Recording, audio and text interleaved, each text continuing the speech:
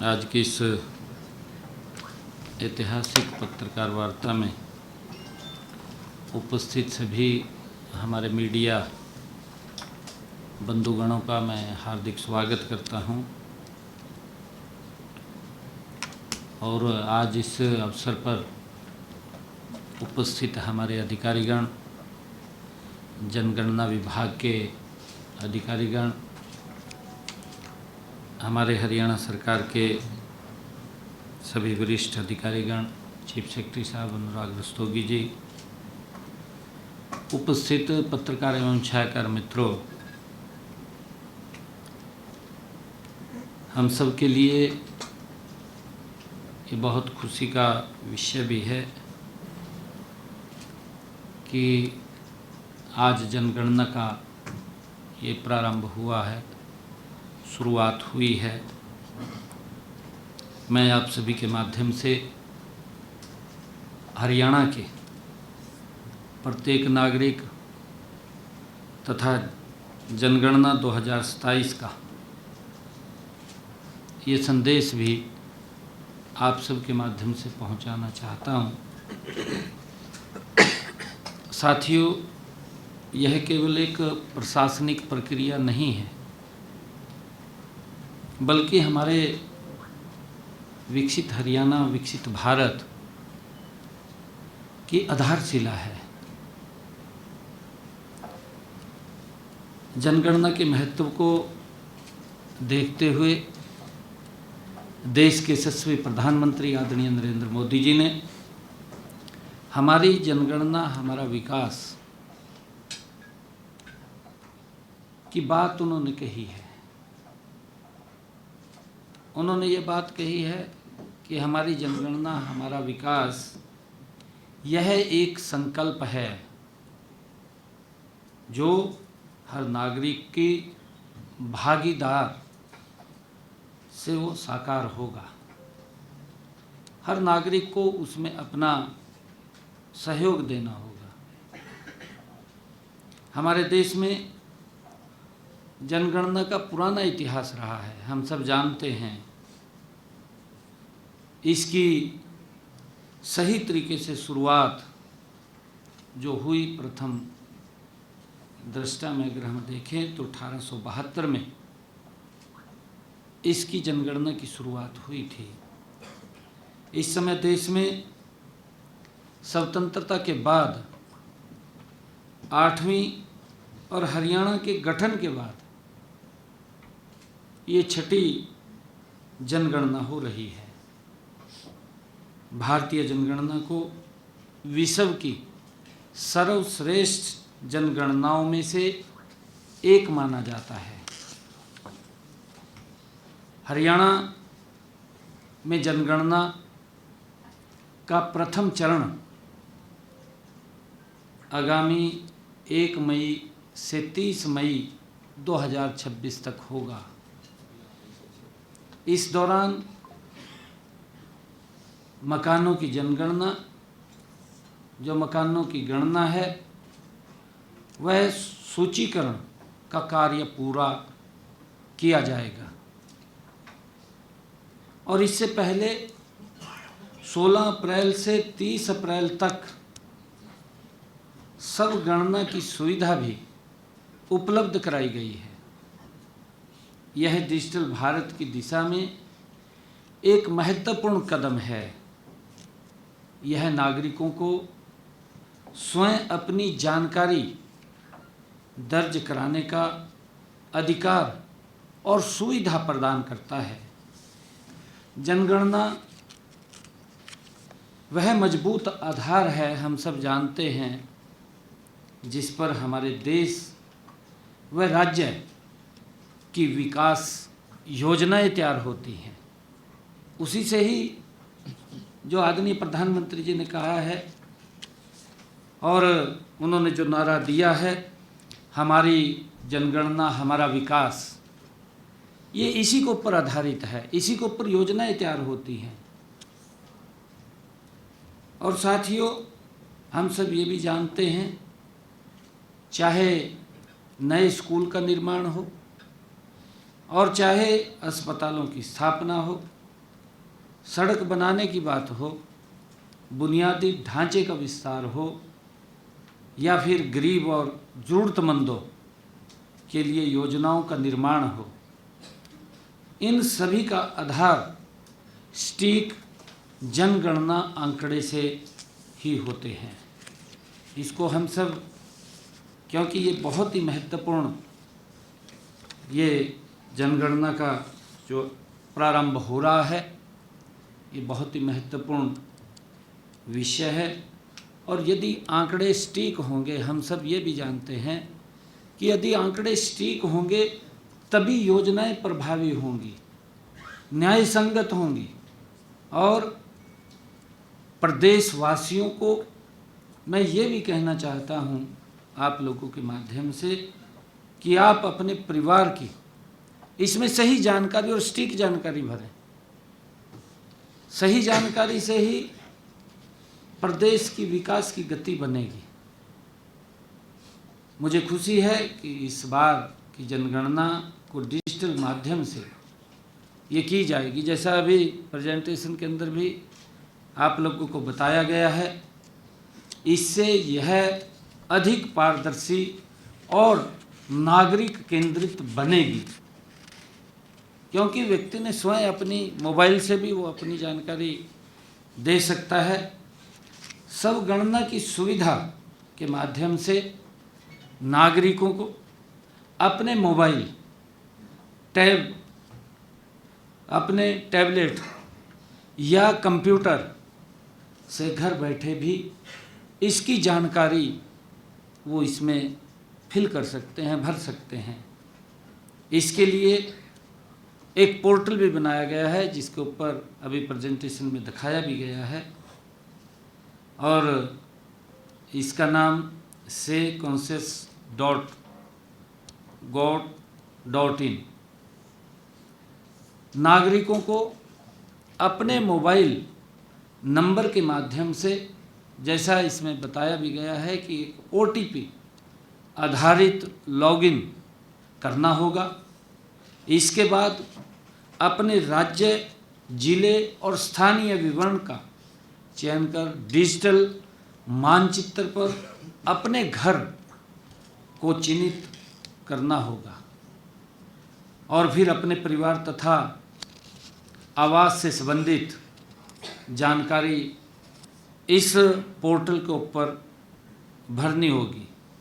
यह प्रक्रिया एक सरल प्रक्रिया है और सुरक्षित और गोपनीय भी है, क्योंकि इसमें कई बार व्यक्ति के मन में होता है कि मेरी जानकारी बाहर होगी, परंतु वो सुरक्षित भी है, गोपनीय भी है, एक सरल भी है। हमने उसको अपने मोबाइल पे घर बैठे ही हम इसको भर सकते हैं। साथियों, जैसा कि आपने अभी देखा भी है, क्योंकि मैंने भी स्वयं इस प्रक्रिया में भाग लेते हुए सब गणना की है, मैंने स्वयं उसको भरा है, भर करके उसको मैंने सबमिट किया है। मैं ये पूरे विश्वास के साथ आप लोगों के बीच में कह सकता हूँ कि यह बेहद सहज, समय की बचत करने वाली ये प्रक्रिया है, क्योंकि आजकल डिजिटल का ज़माना है। डिजिटल के माध्यम से हम गति से भी काम कर सकते हैं, पारदर्शिता से भी कर सकते हैं, और पूरी जानकारी, सटीक जानकारी हम घर बैठे ही दे सकते हैं। मैं हरियाणा के प्रत्येक नागरिक से ये आग्रह भी करता हूँ कि इस सुविधा का अधिक से अधिक उपयोग करें और अपने समय अनुसार घर बैठे अपनी जानकारी इसमें दर्ज कराएं। मैं यह भी कहना चाहूँगा कि जनगणना के दौरान एकत्रित की गई सभी जानकारी पूरी तरह गोपनीय होती है। इसका उपयोग केवल सांख्यिकी उद्देश्यों के लिए किया जाता है और इसे किसी भी व्यक्ति, संस्था, एजेंसी के साथ साझा नहीं किया जा सकता, ये भी मैं बताना चाहूँगा। नागरिकों की निजता और विश्वास हमारे लिए सर्वोच्च प्राथमिकता है। हमारी सरकार की ये सर्वोच्च प्राथमिकता है और सरकार इसके संरक्षण के लिए पूरी प्रतिबद्ध है।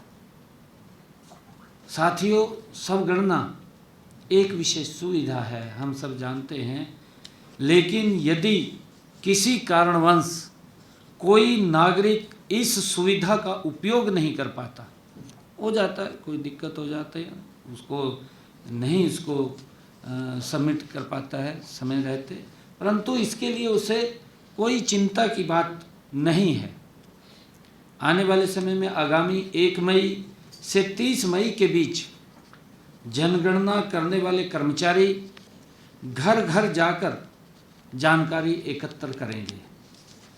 इस दौरान नागरिकों से अनुरोध है कि आप इन कर्मचारियों को सही और पूर्ण जानकारी आप लोग उपलब्ध कराएंगे, मेरा ऐसा आग्रह है। सभी पत्रकार साथियों से मैं इस अवसर पर विशेष रूप से आप लोगों के माध्यम से मैं युवाओं, स्वयं सहायता समूह और रेजिडेंट वेलफेयर एसोसिएशन, पंचायत प्रतिनिधियों, नगर पार्षदों और समाज के सभी जागरूक वर्गों से मैं अपील करता हूं कि वे इस अभियान को जन आंदोलन बनाने में अपनी सक्रिय भूमिका अदा करें।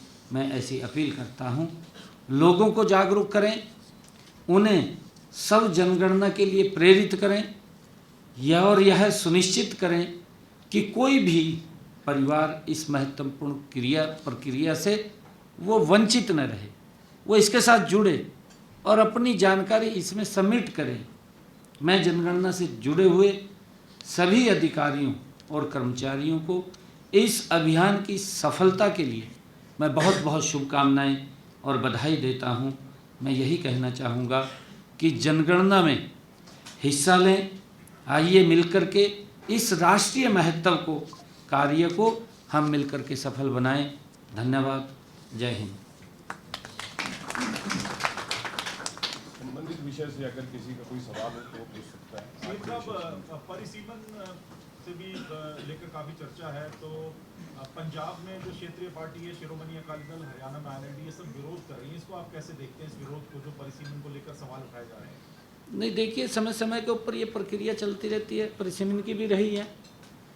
अभी अगर आप पीछे देखेंगे, पीछे भी परिसीमन हुआ है और एक समय के बाद ये परिसीमन होता है, जनगणना भी होती है, क्योंकि लंबा समय बीच में जनगणना का ये रुका है और अब जनगणना ये शुरू हुई है। इसके अंदर हमें क्रिटिसिज्म करने की बजाय सहयोग करना चाहिए, मिलकर के सारी जानकारियाँ, सटीक जानकारियाँ उपलब्ध हों और वो सरकार तक पहुँचें। और सरकार तक जब ये जानकारियाँ आती हैं, जैसे कहा भी है कि हमारी जनगणना हमारा विकास, कि ये विकास के अंदर एक महत्वपूर्ण ये विषय है, क्योंकि जब हमारे पास पूरी जनगणना आएगी, देखिए हम जब देखते हैं कि योजना बनती है, अभी आदरणीय प्रधानमंत्री जी ने आयुष्मान योजना बनाई। आयुष्मान योजना की जिन परिवारों की इनकम 1,80,000 रुपये है, हमारे पास डाटा है ना, डाटा है, उससे योजना बनी है। योजना बनी तो उसका लाभ उस तक पहुंच रहा है, ठीक लाभ पहुंचे, और उसी के आधार के ऊपर ही हम देखते हैं, जनगणना के आधार के ऊपर बहुत सारे विकास के काम चलते हैं। जैसे कहीं पीने के पानी का कोई ट्यूबवेल लगना है, उसके अंदर भी ये देखते हैं कि कितनी जनसंख्या यहाँ पर है गांव के अंदर, उस हिसाब से उसको करते हैं। बहुत सारे ऐसे काम हैं लगातार जो विकास के काम हैं, सड़क बननी है, अन्य कोई विकास कार्य होने हैं, सभी के सभी जनगणना को देख करके होते हैं। मेरा आग्रह है सभी से, सभी दलों से भी आग्रह है कि इसके अंदर हम सब का सार्थक सहयोग वो होना चाहिए, जिससे कि सरकार के पास एक सटीक जानकारी वो नीचे से पहुँचे। जनगणना के दौरान पक्का मकान हो, घर में टीवी है नहीं है, नहीं है, लोगों के मन में ये भी सवाल आ सकता है कहीं जानकारी हम देंगे तो सरकार हमारे को सुविधा ना काट दे, इस तरह के सवाल भी आ सकते हैं। नहीं, देखिए, ऐसा इसके अंदर नहीं है, ये इस प्रकार की बातें, क्योंकि जनगणना पहले भी चलती थी और अब भी चल रही है। और देखिए उसके अंदर ऐसा कोई किसी की सुविधा काटने का कोई सवाल नहीं है। ये तो जानकारी उससे ले रहे हैं कितने मेंबर हैं, उसके पास क्या है वो जानकारी है बस उसका, और उससे ही जनगणना की ये जनगणना होगी जब लोग इसके अंदर सहयोग करेंगे, अपनी जानकारी देंगे। मेरा क्वेश्चन जैन साहब से है। जैन साहब, अगर किसी व्यक्ति है, मुखिया है, वो उसके अपने 4 मकान हैं, 3 उसने रेंट पे दे रखे हैं, एक अपना खुद रहता है, तो वो बाकी मकानों की एंट्री कैसे करेगा? मोबाइल एक ही है उसके पास। आपने बिल्कुल ठीक बात है। अच्छा सवाल। हम जो ऑक्यूपाइड मकान है आपका, जिसमें आप रेगुलरली रहते हैं और जहाँ पर आप भोजन करते हैं, हम उस मकान की आपकी गणना करेंगे। जो आपका किराएदार यदि रहता है या यदि मकान खाली है, फिर तो उसकी गणना नहीं होगी। यदि किराएदार रहता है वो अपनी करेगा उस मकान के अंदर, आप उसकी नहीं करेंगे।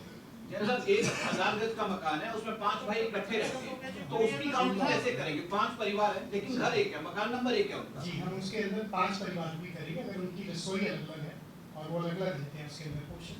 सीएम साहब, नहीं, पर इसमें डाटा कैसे एक आदमी का जिसमें सवाल नहीं, 4 आपकी जो रिस्ट्रिक्शन है वो एक मोबाइल नंबर पे है या हाउस नंबर पे है? सिर्फ ये एक्चुअली इसके अंदर हम देखते हैं कि रसोइयाँ कितनी हैं, हाउस होल्ड की डेफिनेशन है। यदि मान लीजिए 4 भाई हैं, सबकी अलग अलग रसोई है, मकान एक है विषय, परंतु खाते अलग अलग हैं, तो उसको हम 4 करते हैं।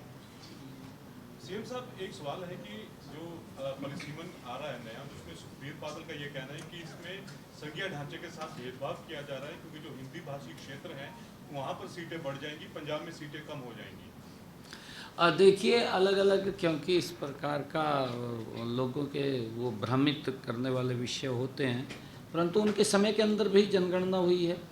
सुखबीर बादल के समय में भी जनगणना हुई है, जब वो पंजाब के चीफ मिनिस्टर थे, शायद उस समय के अंदर जनगणना हुई है। ऐसा नहीं होता, उनको मालूम है इस पर सारी प्रक्रिया का।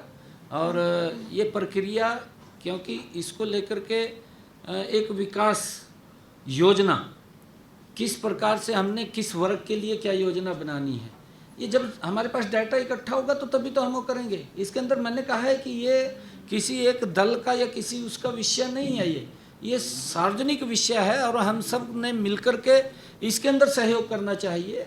और मैं धन्यवाद देना चाहूँगा आदरणीय प्रधानमंत्री जी को कि उन्होंने एक डिजिटल के माध्यम से जिस प्रकार से घर बैठे ही हम अपनी जानकारी इसके अंदर दे सकते हैं, उसको कहीं जाने की ज़रूरत नहीं है।